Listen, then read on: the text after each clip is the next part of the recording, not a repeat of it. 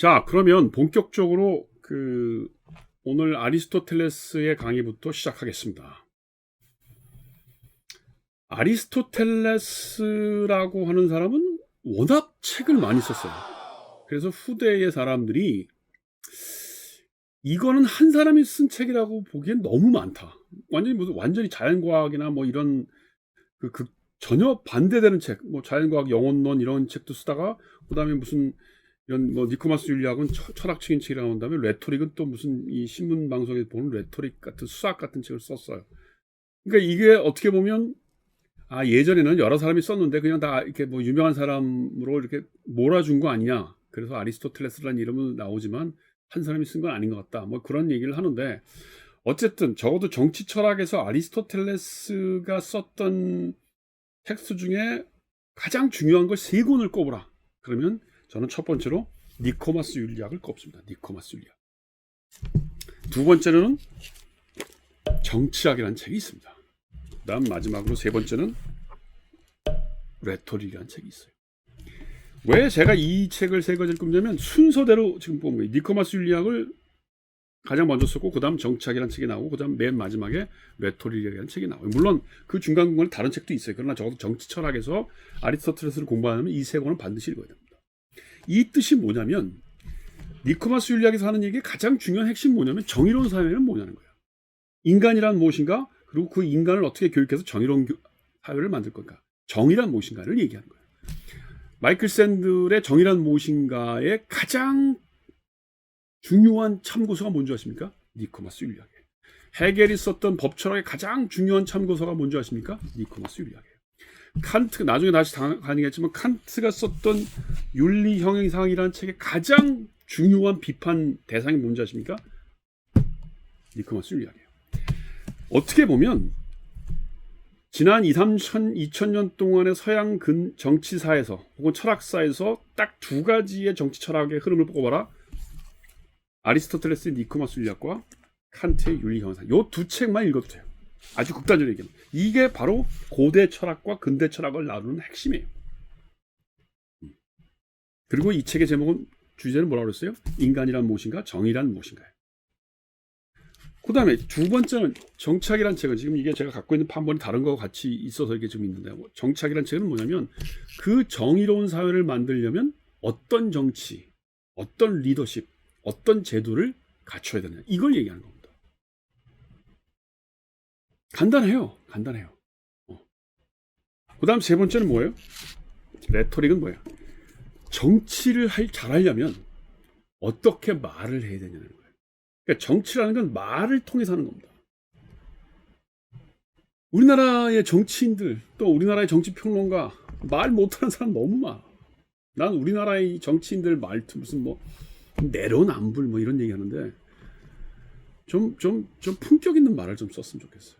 이게 무슨 말장난 같고 특히 유튜브에 나오는 정치 토론, 정치 TV 같은 건 너무 원색적이야. 말을 어떻게 해야 되냐, 어떻게 상대방을 설득시켜야 되냐. 그러니까 정치라는 게 뭐예요? 머릿속에 첫 번째가 뭐예요? 정의로운 사회에 대한 컨셉이 있어야 돼요. 물론 그 전에 인간이란 무엇인가에 대한 컨셉이 있어야 돼요. 인간이란 무엇인가? 그거는 그래서 정의로운 사회는 뭐냐? 이 컨셉이 있어야 돼요. 두 번째는 그것을 이루어내기 위한 리더십 혹은 어떤 제도. 그럼 세 번째는 나의 그런 사상을 어떻게 남한테 전달할 거니까 하는 말 훈련. 이 세 가지. 그러니까 정치 철학이 가장 강조하는 게 뭐예요? 정의로운 사회는 뭐냐? 리더십이 뭐냐? 말을 어떻게 하냐. 이겁니다. 나는 이거 우리 사회에서 좀 정치학 교육을 제대로 해야 된다고 생각해요. 요즘 정치학 교육도 너무 지나치게 이렇게 인포메이션에 관련된 강의를 해요. 대통령 선거는 어떻게 뽑는 거냐? 정당이 어떻게 돼 있냐? 뭐 양원제냐? 하원제냐? 뭐 이런 얘기를 한단 말이에요. 그러니까 굉장히 테크니컬하고 제도적인 얘기를 하는데 가장 중요한 정치학의 출발은 뭐예요? 정의로운 사회는 뭐냐? 인간이란 무엇인가? 이거예요. 그건 굉장히 철학적인 질문이에요. 정의라는 사회에 대한 기본적인 컨셉이 갖춰지지 않은 사람은 정치에 대해서 얘기할 수 없어요. 그리고 정치할 수 없습니다. 왜냐면 내가 바라는 세상이 어떤 건지는 모르는 사람인데 무슨 로비를 하고 무슨 뭐 이거 무슨 의미가 있습니까? 어떻게 하면 선거를 이기느냐? 그게 무슨 의미가 있어요? 나는 이런 사회를 원한다. 이런 이런 사회가 되길 바란다고 하는 철학적이고 역사적인 비전을 갖고 있어요. 근데 그렇게 쉽게 되는 게 아니에요. 어떤 사회가 정의로운 세상인지를 안다는 것은 꽤 오래 걸리는 겁니다. 그러니까 정치를 그렇게 함부로 하는 게 아니에요. 사실 꽤 오랜 동안의 숙고를 거치고 내가 정의로운 사회에 대한 나의 철학적인 기반이 돼 있다. 이럴 때 정치를 시작해야 된다는데 뭐 하여튼 학교 선생으로서 잔소리 같지만 요즘 정치인들이 그런 사람이 없다는 겁니다. 잘 없다. 그 말 훈련도 참 못해. 말도 참 못해. 토론도 못하고. 자, 그래서 오늘은 그 아리스토텔레스 이 세 가지를 다 하겠지만 오늘은 가장 중요한 니코마스 윤리학을 할 겁니다. 니코마스 윤리학이라는 말의 의미는 니코마스라는 고장에서 강의를 한 거예요. 아리스토텔레스가. 이 당시에 이 소위 폴리스 시대의 이 학교라는 건 뭐 당연히 국공립 학교는 없었을 테고 그냥 몇몇 사람들이 이렇게 아물아물 이제 떠드는 거죠. 이렇게. 그러면 이제 귀족 자제들이 와서 듣고 말 잘한다 그러면 돈 좀 이렇게 십시일반 모아서 주고 그러고 먹고 사는 게 제일 처음으로 먹고 산 게 소크라테스예요. 왜 소크라테스가 왜 그 사형당하지 않습니까? 그때 그 사형당한 그 죄목이 뭐냐면 젊은 사람들에게 풍기문란, 그러니까 이상한 얘기를 해서 풍기문란을 유도했다 이거예요. 죄목이. 그래서 사형당한 거예요. 근데 그 사실은 뭐냐면 그건 핑계죠. 그 당시에는 그런 지식인들이 어떻게 먹고 살았냐면 나 얘기 좀 들어봐. 그럼 이제 떠들기 시작하는 거야. 이렇게 광장 같아서. 그러면 그 듣고 그 말 잘하네. 재미있네. 그러면 이제 돈 이렇게 몇 푼 주고 이제 그러다가 이름이 붙으면 이렇게 조그만 무슨 우리 식으로 얘기하면 이제 학당 같은 거 하나 만들어서 사람들이 오면 또 돈 받고 뭐 이제 그런 거죠. 그러다 소크라테스 죽은 거고 아리스토텔레스도 니코마스라는 고장에 가서 그렇게 했다는 거예요. 이 니코마스 윤리학의 뭐 하나 더 이제 이 기초적인 지식이 보면 여기 페이지 수 말고 제가 가지고 있는 이 판본에 보면 페이지 수 말고 옆에 이렇게 11003A, 11002B 이렇게 써 있는데 그게 뭐냐면 이 당시에는 종이가 없었을 때니까 파피루스 같은 이런 대나무 같은 데다 뭘 썼겠죠. 그러면 그 대나무라는 게 지금과 같은 책 정도의 크기가 아니죠.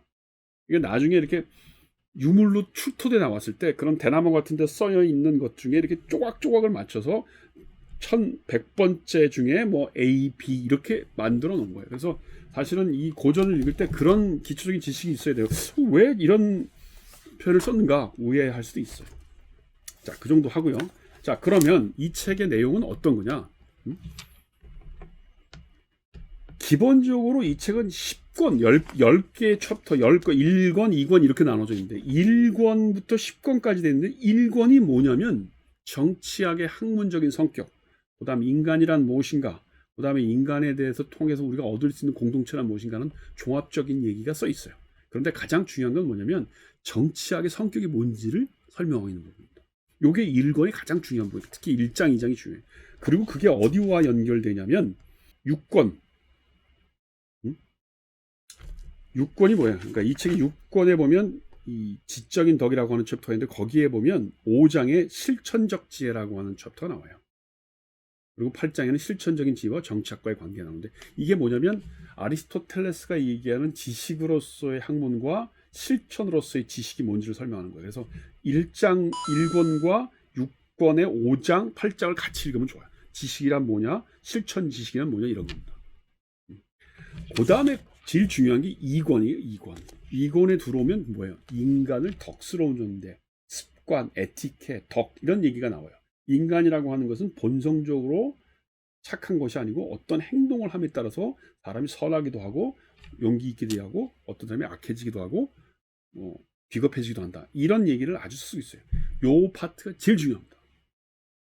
이 덕이라고 하는 부분, 아리스토텔레스가 얘기하는 그리스 말로 아레떼라고 하는데 아레떼라고 하는 그리스 말로 아레떼라고 하는 걸 우리 이제 영어로는 버추라고 번역을 해요. 요것이 철학사를 나누는 거예요. 이 책 나중에 자세히 읽겠지만 이 책에 이 칸트가 설명하고 있는 이 어디입니까? 이 윤리형이사학의 서설이라고 하는 이 챕터의 앞부분에 보면 여러 가지 감정적인 문제, 인간의 행위에 대해서 윤리적인 기초가 뭔지를 설명하는 칸트의 설명이 나와요. 그게 어디를 비판하냐면 바로 아리스토텔레스 이 개념을 비판해요. 2권에 나눈 아레떼의 개념을 비판하고 있는 겁니다.